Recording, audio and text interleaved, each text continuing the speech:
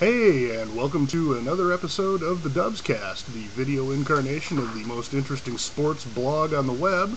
That would be dubsism.wordpress.com. Check it out today. It's well worth your read. Today we're going to talk a little bit about the NCAA and how offensive mascots prove that it's a really hypocritical organization. You'll notice I'm wearing one of them, and so when I say offensive, I'm definitely using the quotation marks. And the reason why I say that is because this is not going to be a discussion about whether or not certain mascots are offensive. This is actually going to be more about how there's some sort of really goofy decision-making process involved, and it's fraught with inconsistencies. I mean, the bottom line to all of this, I mean, the key words in the NCAA's rules is that, and you're going to hear me say this more often in this cast, but, it's Native American and hostile and abusive. Those are the two sets of keywords that you have to remember that are part and parcel to the discussion here. And as we go through it, you'll see what I'm after here. But the important part is up front. You have to get past the idea that this is not a discussion as to whether these certain mascots are offensive. That's not what we're talking about. We're talking about really, if they're offensive, then why are they offensive? And if they're offensive, why are some offensive and some not? And you'll see when we get into what the decision-making process is and some of the examples that I'm going to point out. You'll get a better understanding of that.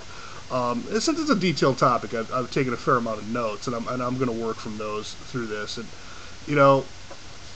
the crux of the story is that over the last 20 years or so, that we've had a lot of discussion over whether certain mascots are offensive or not. It tends to revolve around those that are based on Native Americans, but there are others that have fallen into the discussion, and there's reasons for that. There's reasons why some others aren't in the discussion, but it's really about the Native Americans at this point. In 2005, the NCAA banned these mascots, but here we are 8 years later, and lo and behold, they're still around. So there's obviously some sort of issue, because hostile and abusive, there's not a lot of wiggle room in that. If these things are so patently offensive, then it should have been easy to just say, they're gone, get rid of them, and be done with it. But that hasn't happened, and I'm really here today to try and explain and understand why. Lately we got a lot of stuff about this over the Washington Redskins, but the NFL and pro sports in general have not really bought into any of this. Nobody's changed anything at the professional level. They're not going to. There's a whole host of reasons why, but I really want to keep this about the NCAA. So the big question is, who's really offended by this? Okay? And the million-dollar question I have is, why is it when we're talking about offensive mascots that I never see anybody from the, disaffected / offended group talking about it? All I ever see is a bunch of, white liberal college professor types talking about social justice or, whatever other catchphrase they're spewing. And I think that's a legitimate question, because I think that that's at the heart of why there is obviously a decision-making process involved as to what's offensive and what isn't, and it's all about inconsistencies. I mean, okay, let me read something to you from the NCAA itself, and this is gonna tell you where their mindset is. Opponents of Native American mascots feel that these mascots breed insensitivity and misunderstanding about Native people. Opponents also highlight the seeming double standard for human beings as mascots, where there are no mascots based on African Americans or Asian Americans depicted in sports. Okay, but there's lots of white guys, okay? And we're going to come back to that. There's also other groups that are mascots that aren't mentioned here, but they're trying to get you to believe that Native Americans are the only ones that have been, caricaturized as mascots, for lack of a better term. But we'll come back to that, because that's important, okay? The next part, okay?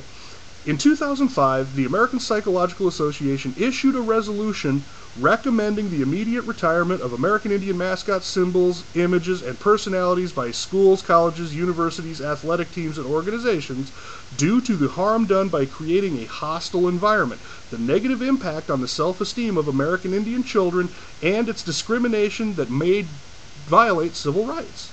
It also impacts non-natives by reinforcing mainstream stereotypes, preventing learning about Native American culture. Stereotyping is disrespectful of the beliefs, traditions, values of the Native Americans. Similar resolutions have been adopted by the American Sociological Association and the American Counseling Association. Okay, whether you buy that or not, that's pretty strong stuff, especially that line about violating civil rights. So if this is, the NCAA sees this as the equivalent of a Klan robe, then it needs to go. Plain and simple. There shouldn't be a decision-making process that says, well, some of these things are offensive and some of these things aren't. But there is. Okay, now take Fighting Sioux. The gear I'm decked out in right here. Fighting Sioux is offensive. But Seminoles, Central Michigan Chippewas, Utah Utes, none of those are offensive. Well, why? They all fit the same description. The description I just read. So why is one offensive and one isn't?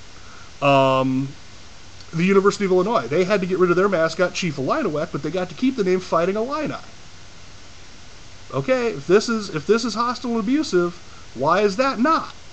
Why was the mascot abusive and the name not? Again, there's inconsistencies all through this, and that's what I'm really here to investigate. And that's what I really want somebody from the NCAA to answer is, why? Why is one worse than the other? And if you don't want to buy that, okay, just stick with the key words here.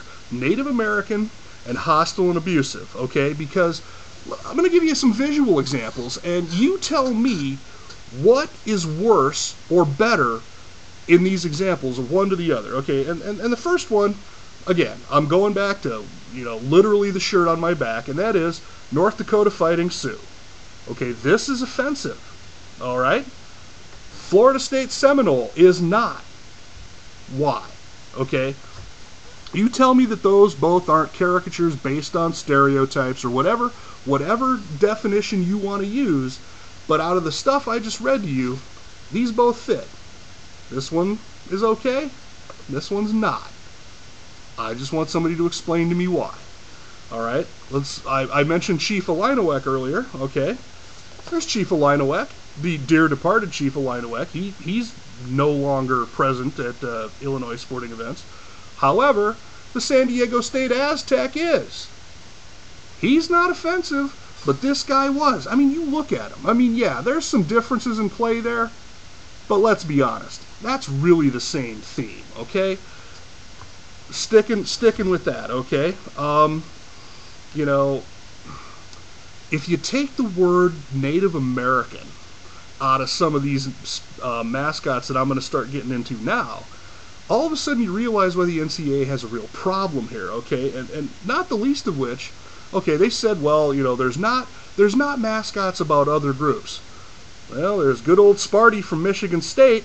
Now, before you try and tell me that Sparty's a white guy, first of all, understand that you're just making an argument that it's okay to make fun of white guys and not anybody else, and we know that's the secret racial stereotype double standard in this country that's actually okay. But first of all, Spartans, they weren't, they're Greeks. They were of Mediterranean descent. They're not exactly what you'd call your garden variety, blue-eyed, blonde-haired, Aryan, Caucasian type, okay? That plays to a stereotype, doesn't it? Sure does. Okay.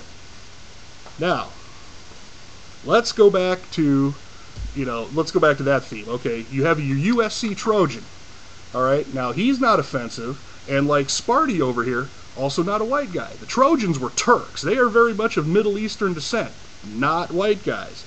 But you take a good look at the Trojan there, and then you take a good look at Chief Osceola from Florida State. Do you see the similarities here? Let me pull that back a little bit. We're talking about a white guy we're talking about a guy on a battle weapon, or with a battle weapon on a horse, if I can say that straight. Okay, one's offensive, one's not. One's allowed to exist. Well, they're both allowed to exist, but, we're talking about Florida State here. he's the guy causing the problem. Again, take the words Native American out of the description. What do you got? And when we get into the white guy mascots, I have one that really sticks in my craw, and I want you to tell me where I'm missing the point here, okay? And that is with Colonel Reb from the University of Mississippi, okay? Colonel Reb got dumped because we got into a whole thing about Dixie and the Confederate flag and all this other stuff, but Colonel Reb doesn't have any of that stuff on him. He's just a guy with a mustache and a beard and a big old hat. That's all he is. He doesn't have a Confederate flag. He doesn't have a Klan robe. He doesn't have any of the symbols of why he was dumped. Now, he's offensive, but the UNLV rebel, okay, same deal. Here's just a guy in a big floppy hat. He's not offensive. He's a rebel, so's he. Why is this one racist and this one's not? I mean, granted, that's not the same drawing, but that sure as hell is the same theme. Again, what's the difference? I just want somebody to tell me. All right, and then if we're into white guy stereotypes, then okay, let's just blow through all of them that could be considered offensive under the NCAA's definition of ethnic or stereotyping, or however you want to paraphrase it. All right, there's Purdue Pete. Okay, there's a guy that's got to be offensive to blue-collar workers because, you know, blue-collar workers haven't been, you know, there's been no love for them in this country over the last 100 years. The various and sundry teams that use the Viking mascot, and I'm not talking about the Minnesota Vikings in the NFL. There's plenty of small colleges out there that are using this guy as a mascot. Well, doesn't he offend the descendants of Scandinavian marauders? Has to be. It's another ethnic stereotype. I mean, you know, I don't know a lot of other people that run around in helmets with horns on them. And then there's the granddaddy of them all, the one that fits every single thing about ethnic stereotypes that the NCAA hangs its hat on, and yet nobody ever brings this one up for how patently racist it is, and that is your Notre Dame Fighting Irish. Oh, but that's different. Irish are white people. Go back to our double standard. We can make fun of them. No, you can't, because if you go back and look at your history of Europe in, you know, any time after any time before 1900, the Irish weren't exactly well thought of. In fact, there was general attempts on more than one occasion by various and sundry people to either wall them off from the rest of the world or generally kill them off. I mean, the Irish were not well thought of, and so everything that is wrong, or is purported to be wrong, about a Native American stereotype lives in this guy too. So why is he okay? And the others that I mentioned, like this one, why is this not? That's just my question for the NCAA, and as soon as somebody has an answer for it, I'm all ears. I mean, I'm on the web. You know where to find me, Mark Emmert. Come talk to me about why we have such a double standard when it comes to these things.